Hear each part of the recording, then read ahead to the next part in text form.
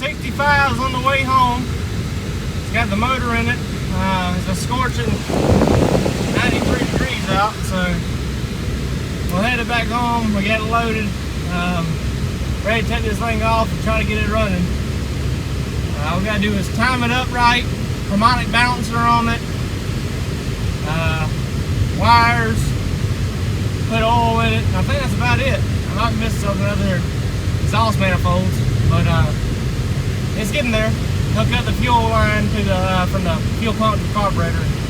We're done. So hopefully it'll fire up and we can get this thing really started. It's been a long time coming. So what I'm doing now, I'm filling this thing up with oil and got it home.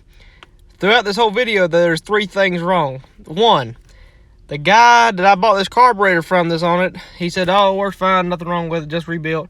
It's a piece of junk, it won't run. That's why it won't stay running, I had to keep giving it gas. Number 2, 2 and 3 go together because I can't time it up right because the ground wasn't good. So you're gonna see the time is gonna be way off, it's gonna be shooting fire or whatever. So that's why, but let's wait till the end and see if I get this thing running. Well, if you can see, the valve cover gaskets, these bolts are too long. It's still loose there.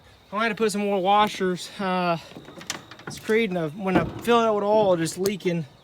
I had to wipe that crap off, but man, it's got some oil on it now. Yep. Getting old Sheridan. Both sides are like it. It's just these things are a little long. Well, as you can see, I got the 307 sticker on. So that means it's ready to get 500 horsepower under.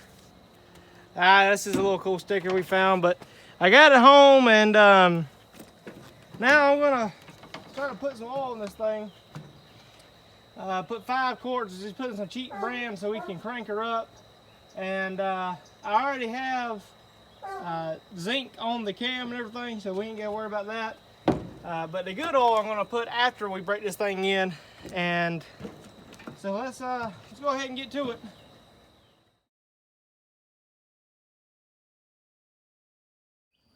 Well, I got good news and bad news depending how you want to see it. On the starter, I had to get a new one. You can see this.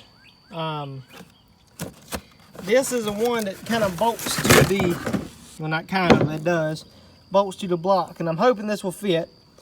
The last one I had, okay, this is what was wrong with it. The bolt that comes through here that mounts from the starter thing, they put the wrong freaking solenoid on it. They put one of these ones on it and it's longer.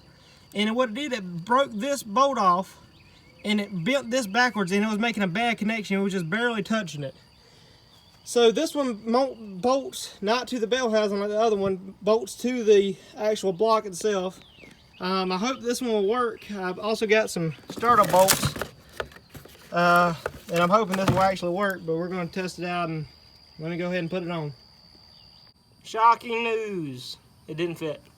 Bell housings are too different. This one actually fits like a Camaro and older stuff, but I thought it'd all be the same. I guess it's my fault, but anyway, it didn't fit. I'm going to take it back, get one of the older ones, just like the same one I had.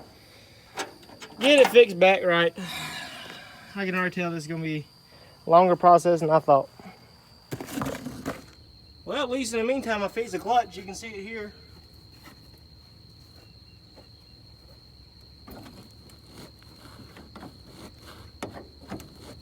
It actually goes in. So. Yeah, the clutch works. Yay. Now we just gotta get the freaking starter and everything else. All right, I got the new starter. It's all hooked up, the new ground and everything. Let's see how it does. It's on a good battery out of my truck. Big one.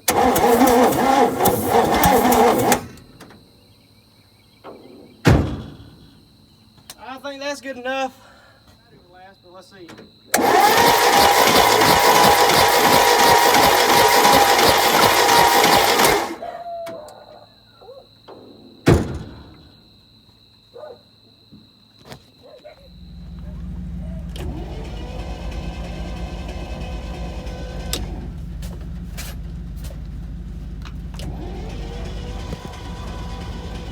All right, so no matter what I do, I can't get that seal on there straight. Keeps popping out, so I made me this little contraption here. I took the crankshaft bolt and drilled a hole through this little lid thing here. So I have 1.5 inch, sorry. And then it was too shallow, so I cut a little piece of pipe. So what I'm gonna do, I'm gonna press this on here. And it's gonna act as a kind of like an installer tool. And hopefully it'll pull that thing on there straight. So I'll come back to you and see how it does. Well, it worked. Get under here. I mean, it's flat all the way around.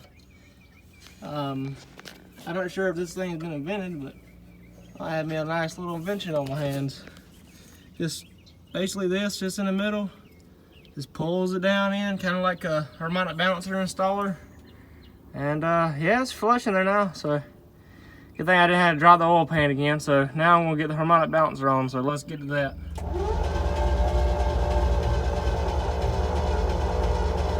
Oil pressure, baby.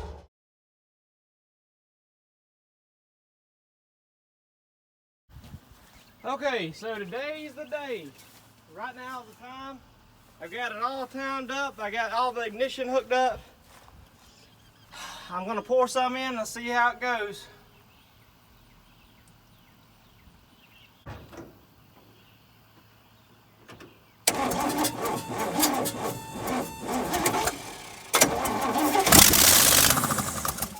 Holy crap! Holy crap! Yeah! Yes! Yeah! Yes! Oh man!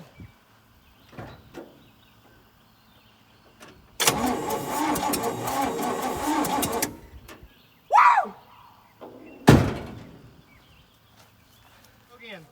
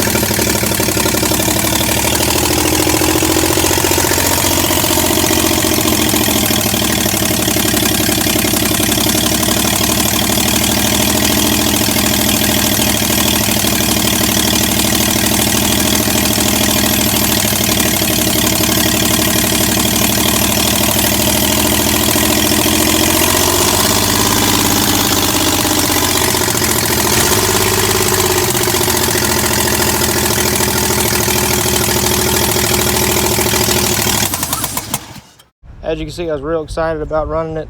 I know I ran a little bit without any manifolds on it, and a lot of people say, "Oh, you're gonna mess it up." Well, yeah, you will, but just running it just a few minutes ain't gonna hurt.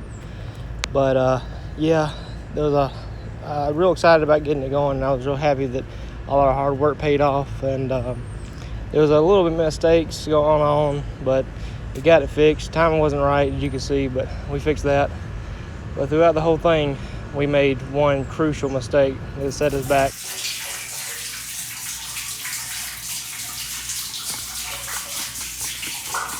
There's some oil. Not a lot of it though.